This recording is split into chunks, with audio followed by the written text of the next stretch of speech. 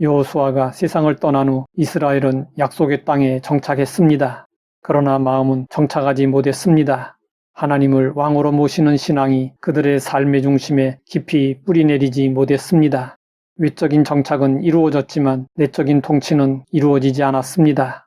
그 결과 그들은 가나안의 문화와 가치에 서서히 물들어 갔습니다.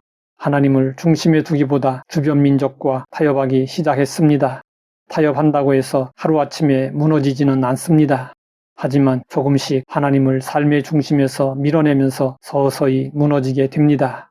사사기는 한 문장으로 요약됩니다. 그때에 이스라엘에 왕이 없으므로 사람이 각기 자기 소견에 옳은 대로 행하였더라.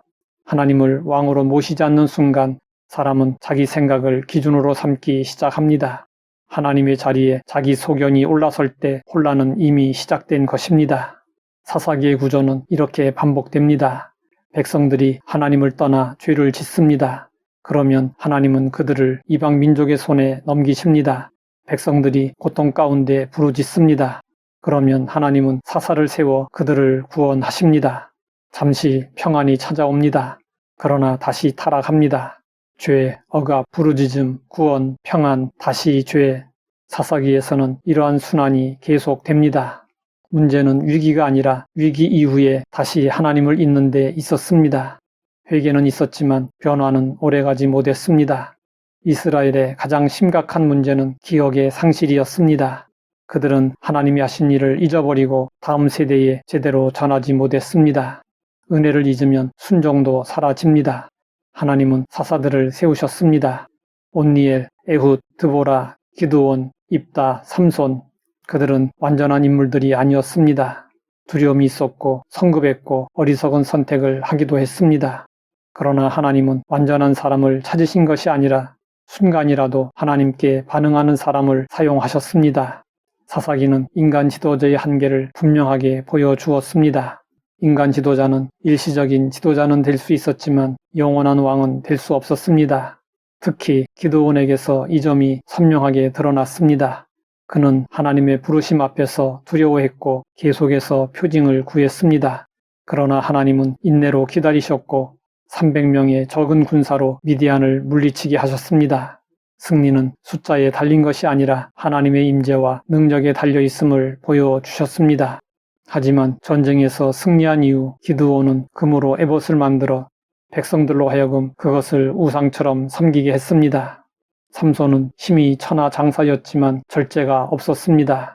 하나님의 부르심은 분명했지만 삶은 흔들렸습니다. 사사기의 역사는 갈수록 점점 더 어두워졌습니다. 우상 숭배, 도덕적 타락, 지파 간의 전쟁까지 일어났습니다. 약속의 땅은 그들의 것이 되었지만 마음은 하나님에게서 멀어졌습니다. 누림은 있었지만 그 누림을 유지할 중심은 사라지고 있었습니다. 그들은 위기 때만 하나님을 찾았고 평안할 때는 스스로를 의지했습니다. 하나님은 이스라엘의 구원자가 되셨지만 그들의 왕은 되지 못했습니다. 하나님께서 채워주셨고 비우게 하셨으며 누리게 하셨지만 그 누림을 지켜줄 왕 되심을 거부했을 때 모든 것이 흔들리기 시작했습니다. 하나님을 향한 영성이 무너지자 공동체의 영성도 함께 흔들렸습니다. 그리고 다스림을 받지 않는 내면이 두려움과 욕망에 끌려가기 시작했습니다. 사사기의 절망적 상황이 반복되지만 사사기는 절망의 책이 아닙니다.